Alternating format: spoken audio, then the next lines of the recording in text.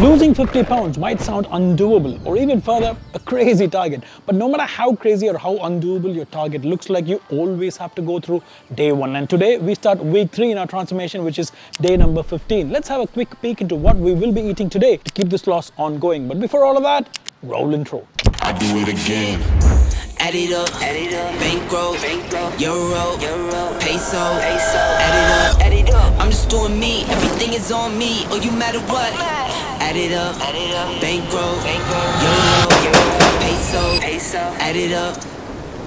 Hi again guys, so we started day 1 at 232.8 pounds and we are wrapping week 2 at 229 pounds. So this is day 1 of week 3. By the way, if this is the first video of mine that you are watching in this series, I'm doing a 50-pound weight loss transformation after recovering from a back injury. In fact, while recovering from a back injury, because right now with my injury, all I can do is just walking. With the help of nutritional manipulation, I'm planning to lose 50 pounds until I can get back on my feet with strength training. Let's dive right into the meals of week 3, day 1. Breakfast, the most important meal of the day. Actually, all meals are important, so you got to make sure you have all meals throughout the day filled with a lot of nutrition. Anyway, for meal 1, what we have here is 1 large ostrich egg, a couple regular eggs, some toast on jam.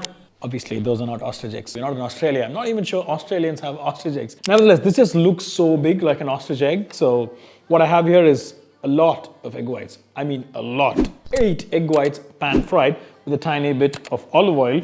And I have some whole eggs here. So this is our main source of lean protein for the meal.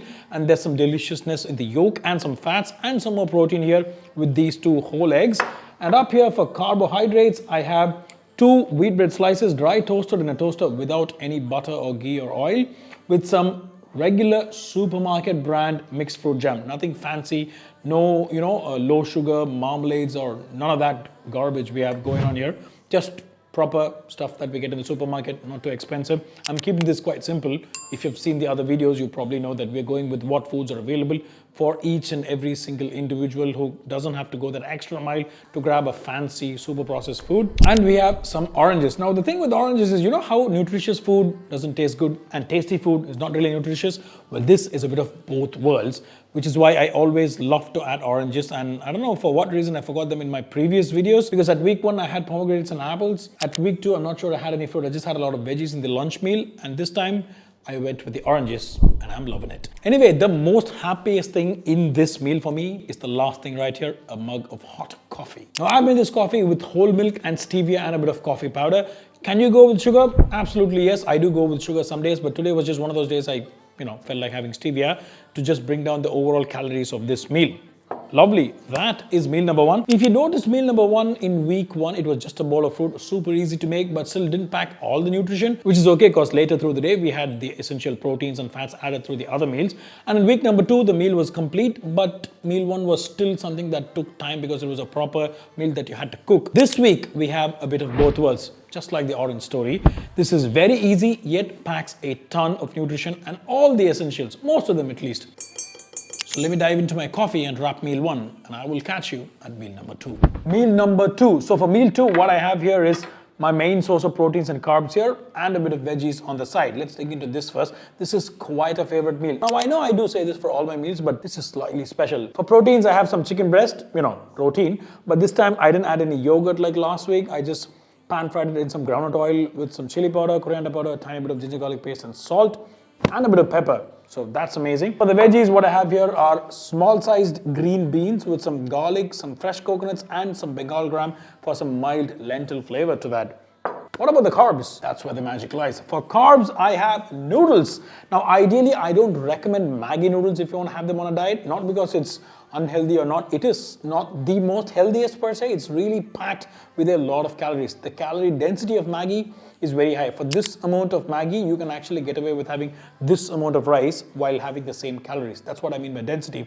Usually, my recommendation is egg noodles or rice noodles. You can get them online, grab a pack from any supermarket, or you can make them at home. It's your choice.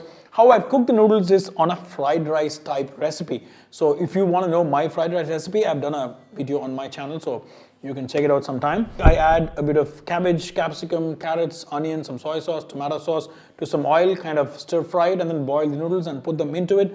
Maybe some scrambled eggs and small bits of chicken, but since I'm having my chicken breast separately, I've added very less chicken to the noodle right here. And that is meal number 2. Can you actually have fast food on a diet? Ideally you can, but noodles is not fast food by itself. How you cook it will decide. See, the general term fast food means food that is cooked really fast, but in more bodybuilding terms, it would simply mean food that is really calorie dense, either deep fried or super low in micronutrition. So under that category, yeah, this is kind of like fried noodles. It would come under that category, but just make sure you make small tweaks to your choices, like add more veggies to that, don't use too much oil, don't use too much soy sauce to shoot up the sodium. And for noodles, obviously, you can go for the healthier choices like earlier mentioned, like egg noodles per se. Packs in a lot of extra protein as well. Around this time or just before this meal is when I go for my walk. If you watch my previous video, this time I did it early in the morning. I did a fasted walk because I have a really busy day ahead and I figured I'll get it out of the way so that I can focus on work. Before that, I got to focus on meal number 2. I'm going to wrap this up and catch you at meal number 3. Meal number 3. So we started the day with wheat. Coincidentally, we're ending the day with wheat. For my carbohydrates, I have chapatis here.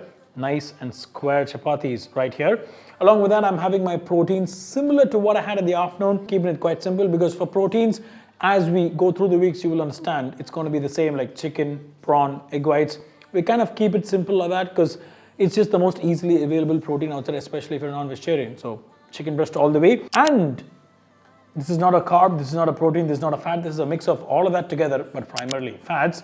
I have paneer butter masala. Now this is a lower calorie version of the paneer butter masala. The trick is to shoot up on the tomatoes, maybe go slightly easy on the cashews, get rid of the fresh cream and drop the butter by just a little.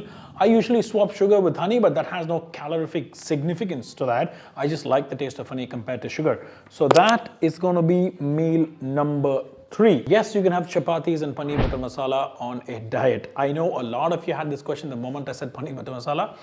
Once again, as long as you plan it properly and fit it within your macros and make sure your micronutrition is on point as well, we are good to go. And most of the times people focus just on the macros. So one thing you got to remember is, for example, if you're having fried chicken in a diet, occasionally you can include that. I wouldn't recommend that. Now that has a ton of trans fat. So beyond the macros, also see where your macros are coming from, where your fat is coming from, where your protein is coming from, where your carb is coming from. From an energy balance perspective, that doesn't matter. But from a health perspective, that always matters. And this version of paneer butter masala is absolutely fine. The fresh cream is obviously not the best nutritional food out there. So that's one main reason I kick it out and doesn't really alter the taste that much for me personally. And that wraps meal number 3. That wraps the entire day's video as well. So far, we've seen a significant amount of loss each week, over 1.5 pounds consistently. We're starting off week 3 right now.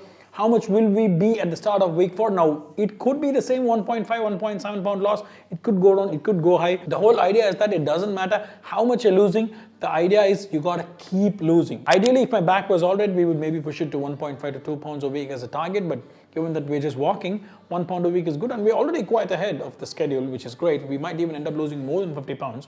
Can't make any promises because I don't like fixing a weight target. I have more of a physique target, and that's what I recommend to my clients as well.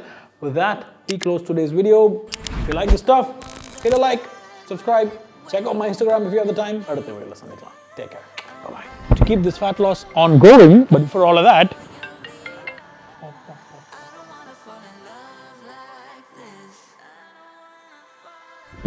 But I can't help